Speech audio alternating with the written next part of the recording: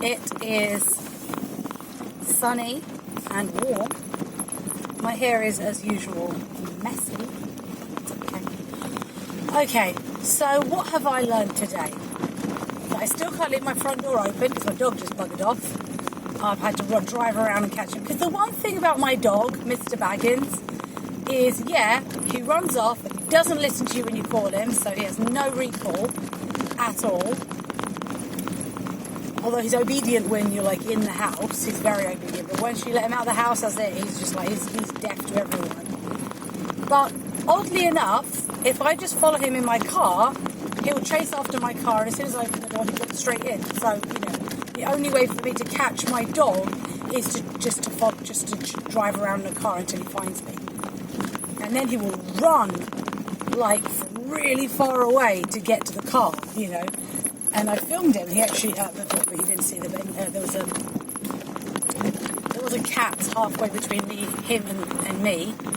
And he did start to run past, and then, because he did kind of glance round, and then it looked like he was planning on just coming after the car, but then he just decided a quick detour and chase the cat briefly, and then he came back out of the bushes and was back on my tail.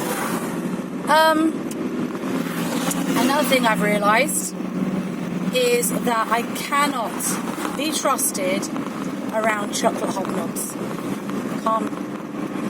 There is something about biscuits and me.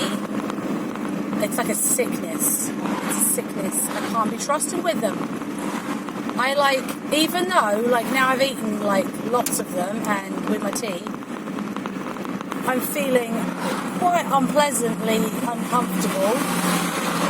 I'm just feeling like, ugh, why do I eat all this biscuits? But then I know that in a few hours, I'm just be like, oh, I'd like some chocolate hobnobs with my tea. And, this feeling of, blur will completely disappear from my brain. It's like my brain will completely block out this memory. It will block out that feeling, or it will just tell me, tell future me that I was just overreacting, because it really, this time it won't be like that.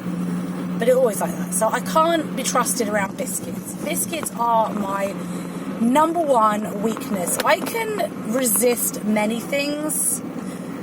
I could go to the supermarket. Well, no, I can go to the supermarket and not buy biscuits. I can do that. And I've got to go to the supermarket today. Actually, I do have to buy biscuits because I have to make cheesecake. But, I can walk past the biscuit aisle, and even though my daughter loves biscuits and milk in the morning, I've said to her, I can't buy them because I will eat them. She said, but Mummy, don't eat them. I'm like, you'd thought it would be that simple. But it's not for me. So what have I learned today? Don't leave my front door open, because my dog still can't be trusted, even after several months of him being walked in the lead. And two, I cannot be trusted around biscuits.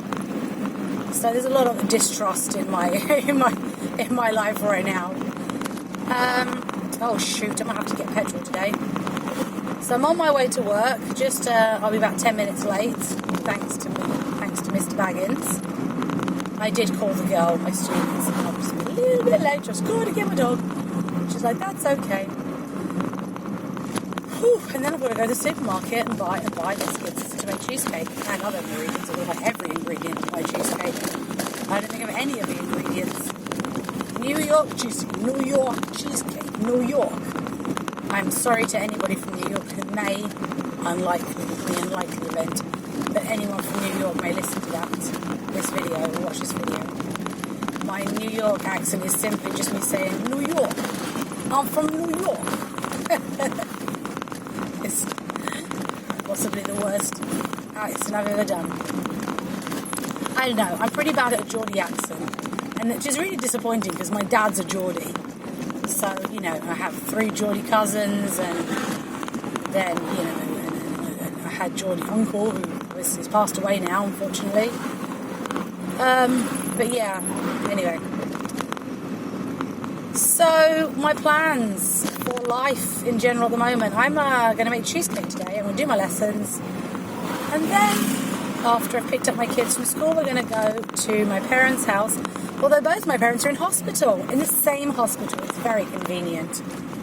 They can just visit each other It's actually my father's just the floor above my mum. I mean, both of them are pretty much okay. We thought my father had a stroke 2 weeks ago, 2.5 weeks ago, 3 weeks ago.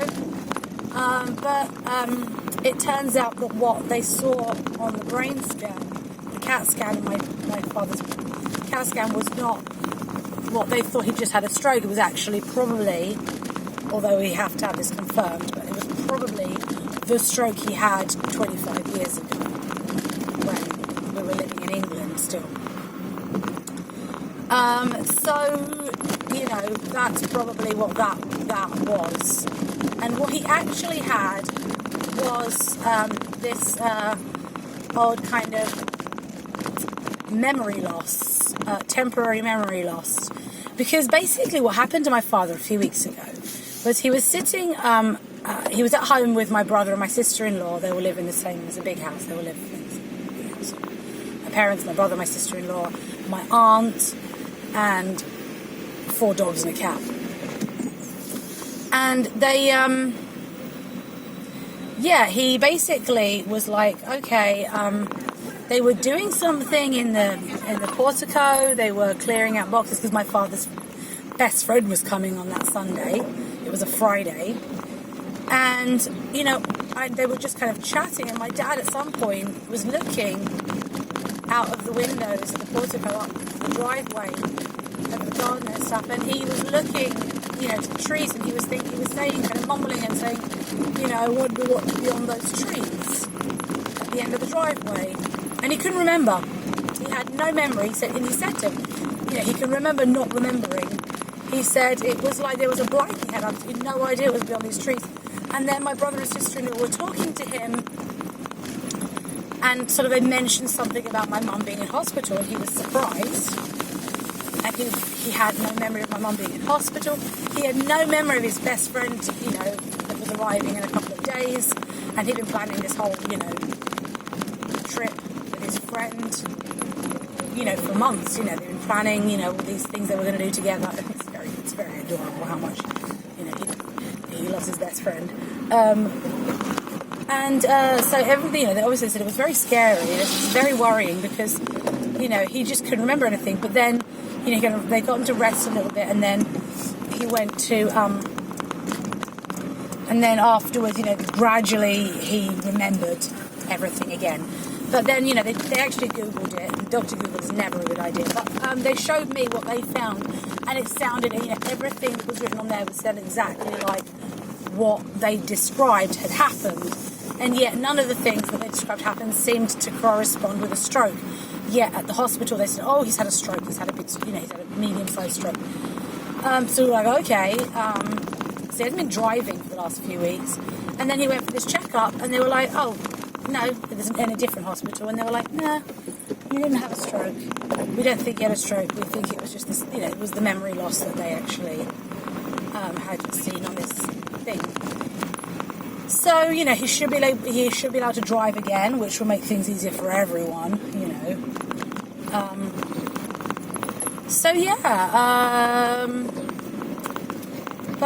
Anyway, so yeah, my mum and dad are both in hospital, the same hospital. The only problem about this hospital is it's in the middle of Rome, right in the middle of Rome.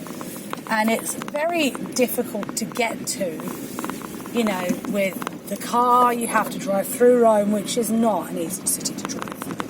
I mean, I'm sure there are way worse cities, but Rome isn't an easy city to drive around. And parking is practically non-existent. So, you know, I can't get there also because of the times, you know, I'm a single mom with 2 kids, and I teach, I work, you know, I have, you know, very annoying hours for these kinds of things, for hospital visits anyway.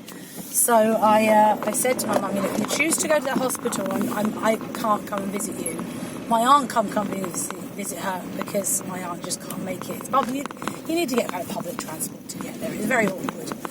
And, but, you know, now that my dad's there, she has a visitor every day, twice a day. So that's good. Anyway, I've arrived at my student's house. I just have to find a parking space, which is easier said than done. Oh, here we are.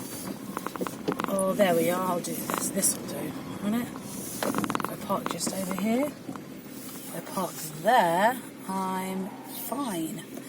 Alright then everyone, so this is a very boring video. Nice to see you again, bye.